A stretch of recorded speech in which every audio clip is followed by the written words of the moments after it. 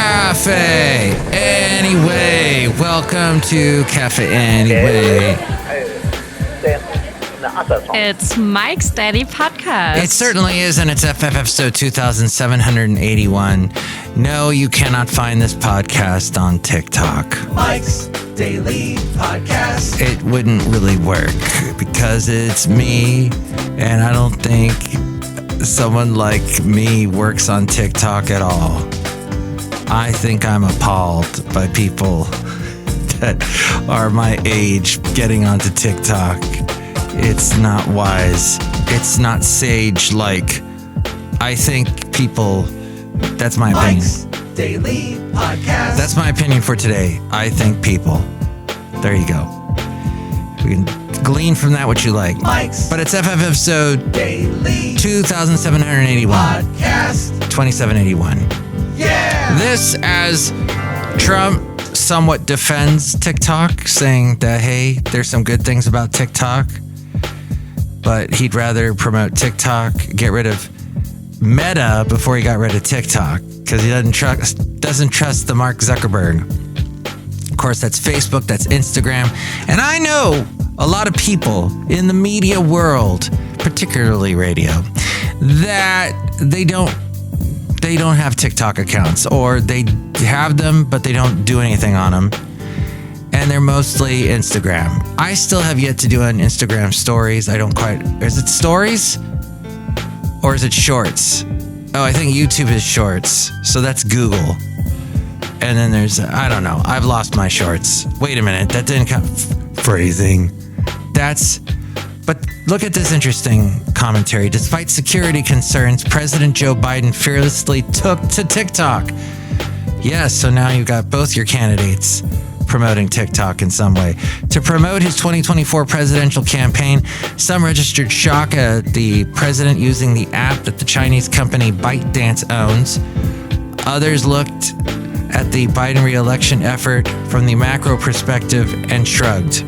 As Biden's detractors have said multiple times during the campaign season, anything is possible. And here's today's podcast picture. The podcast picture, which you will not find on TikTok, but at my website, mikesdailypodcast.com, and a couple other social media that I'm on. But it is of the lovely area that a lot of this originates from, the Bay Area.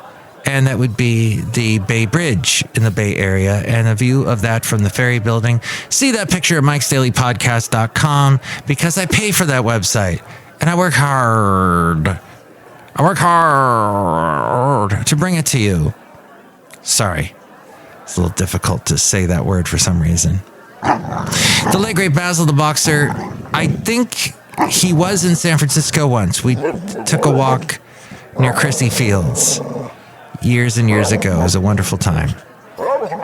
And he said, I like this place. That's what he said. Well, nothing is too extreme to consider impossible, say Biden's detractors. His TikTok appearance was his campaign's brainstorm and touted as a way to reach the coveted youth demographic. A block that is not only abandoning the president, but expressing and abandoning the president looks like it's a link, but I'm not going to click on it. But expressing to pollsters that they plan to vote for Donald Trump. A recent New York Times Siena College poll showed that among probable voters aged 18 to 29, Trump led Biden 49 to 43%. Now, I hear that statistic read quite a bit lately. Even, what's his face? The comedian that sometimes says things that are... Cutting corners, corner.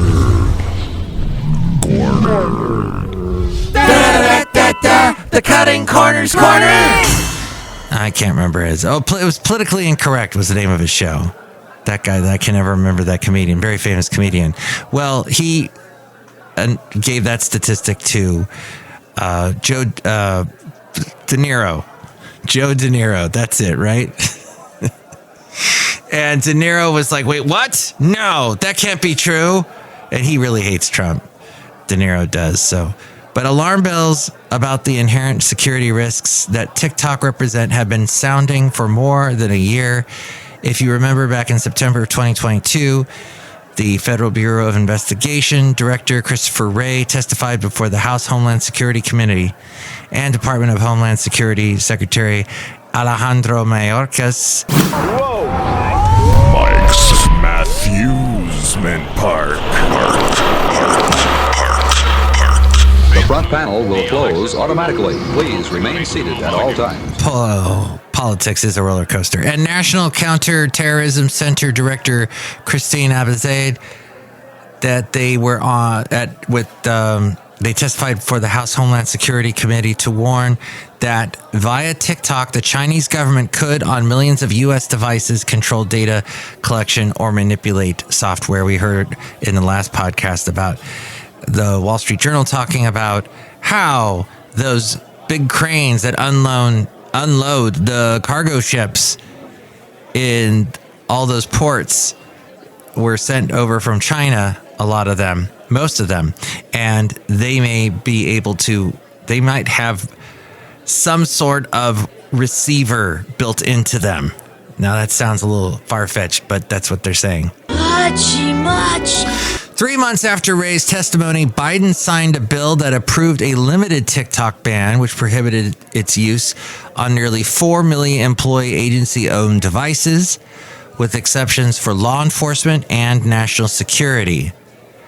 Underscoring the importance of banning TikTok, Biden issued federal employees a 30-day deadline to delete the app. Government contractors had a 90-day deadline. Mike's out of left field recordings. Recording everything captures actions that will never again be repeated. This is completely out of left field. Actually, this is from the Institute for Sound Public Policy.org. And sometimes what they have to say, I am pretty much no. And they do go after Biden quite a bit, like they are in this article. But they are also going after TikTok, which may, in some ways, I agree with this. We go outside a cafe anyway, where we bring you Mike's Daily Podcast, somewhere in Podcastro Valley, the last place on earth. Now, Biden, infamous for saying one thing, then doing the opposite, had pledged not to open a TikTok account. Instead, since its Super Bowl Sunday launch at Biden HQ. Cafe Anyway. Ooh, maybe we should be at Cafe Anyway on TikTok. No, you take that. Somebody else take that, because I'm not going to be on TikTok. But that handle at Biden HQ has posted 9 ineffective videos. The harsh online comments posted on Biden's TikTok account indicate that the president bombed. And of course, it goes into more bashing of Biden on TikTok, and the TikTok post CBS found had step-by-step instructions for hiring smugglers and detailed directions to the hole in the fence that Chinese nationals we return you to our regularly scheduled program with Mike Matthews. Accessed. And this is pertaining to 60 Minutes and the episode that they aired, which proved how much sway the app has in China. The reporter traveled to the U.S. border near San Diego, where she saw a fence with a 4-foot gap through it, with which over 4 days she watched large groups of Chinese nationals, including many from the affluent middle class, cross unchecked into the U.S. During the 4 days, CBS witnessed nearly 600 migrants, adults and children, most of which will ask for political asylum. And how did they know about this entryway? Apparently it was through TikTok. This from this email that was sent to me. So, and there's a lot of talk about that, and a lot of concern, of course, about the border and the unchecked Chinese immigration Magnification. that apparently is being magnified by TikTok. So this story, that from the Institute for Sound Public Policy.org. And okay, well, we mentioned the cutting corners corner a little bit earlier there, so perhaps we can find something about cutting corners, as in saving money. As in good ideas for that. Let's see. Nope, we're going to talk about how TikTok might get banned. The president's support added momentum to a push for legislation that could force the sale of the Chinese-owned app. That last week, a House committee advanced the bill on a unanimous bipartisan vote, 50-0. TikTok has been downloaded 170 million times in the U.S. The bill would not directly ban TikTok, but would force its Chinese parent company, ByteDance, to sell the app. And I heard Oracle would be the one, or perhaps they have something to do with this story. Both House of Congress. The Daily Haley. The almost Daily Haley. Which Nikki Haley is no longer in politics. Was she ever in the House of Representatives? No, she was the governor, and then was our our Secretary of not Secretary of Defense, Secretary of Dance. No, but both houses of Congress would need to submit a bill to make this happen. ByteDance doesn't want to sell its profit puppy. The House will fast track a vote on the bill this week. Ambassador. She was the 29th U.S. ambassador to the United Nations. And let's see. She was... That's right. That's right. Did you hear Rocky? Rocky's running around here outside a cafe anyway. Be careful, Rocky. Don't go too far. The House will fast track a vote on the bill this week. TikTok. A fine article. You silly, great, fat article. This silly, great, fat article goes on to say that TikTok called it an outright ban, arguing it would rob 170 million American TikTok users of free expression of rights and lip sync vids. Microsoft and Google would love to buy TikTok. That all from Rob Black. I produce his podcast. He has been in the tech world. He was even on CNET back in the beginning, in the early days. And he does a radio show on AM 1220 KDOW weekday mornings in the 6 o'clock and 8 o'clock hours. Plus, he is also on Cron Television Monday through Thursday. You can see him. He does a news segment in the 9 o'clock hour if you want to get up to date on this kind of thing. And one more thing about Biden. Biden's budget includes housing tax credits. Last year was the least affordable on record for buying a home in America. Home prices have climbed 27% since the start of the pandemic. 27%.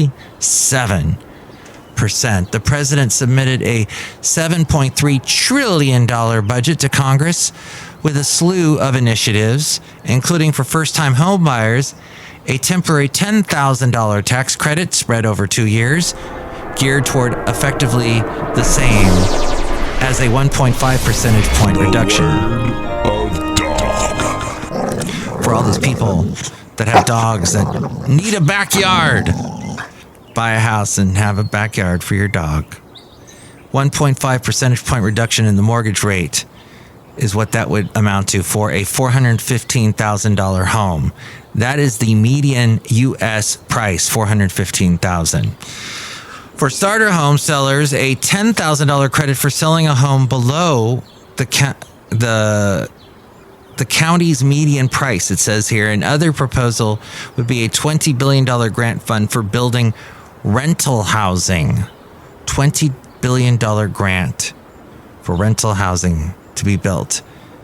The average rate on all outstanding U.S. mortgage debt is almost 4%, significantly below the current 7% rate on a 30-year mortgage. So think about that. I would think about that, but I was getting to my cutting corners corner and how you could save money, and I don't have time to think about it because I have this. Southwest Airlines has cut capacity and rethinking its 2024 financial forecast, citing the Boeing problems. It can't buy enough Boeing planes. And the Boeing planes have problems. I know. As I told you, I read up on all the Boeing stories and all the plane issues happening lately. And just like everybody else, I'm very anxious about flying this weekend, but I'm going to be doing it. But Southwest is only going to get 46 Boeing 737 MAX 8 planes this year. That's down from 58. And that is one of the planes I'm going to be on this weekend, a 737 MAX 8. But they got a lot of those in their fleet. And I get to be on one. But they're only getting 46 compared to 58 that they had recently. So, or that they wanted. And we will be staying at an Airbnb. Airbnb bans indoor cameras. We love you, Mike. Oh, thank you. After some guests found hidden cameras in their rentals, the home hosting company has decided to ban any indoor cameras for good. It even now has new rules for outdoor security cameras. So if you want to rent out a room or a house, got to get rid of that security camera. That means people can do whatever they want to your house.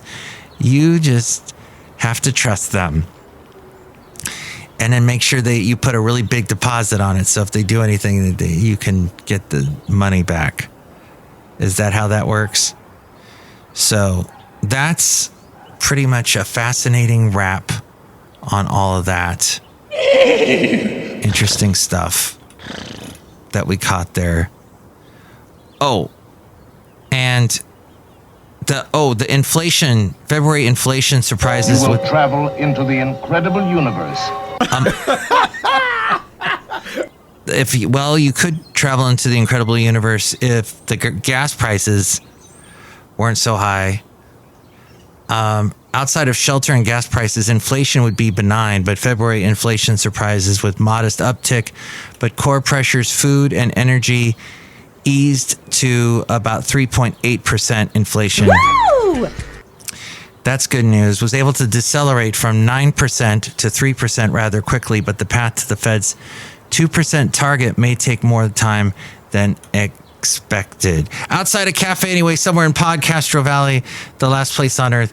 Look who is here right now with us. Woo! Oh my God, this is Kelly George, Chef Supervisor. I want to say woo too.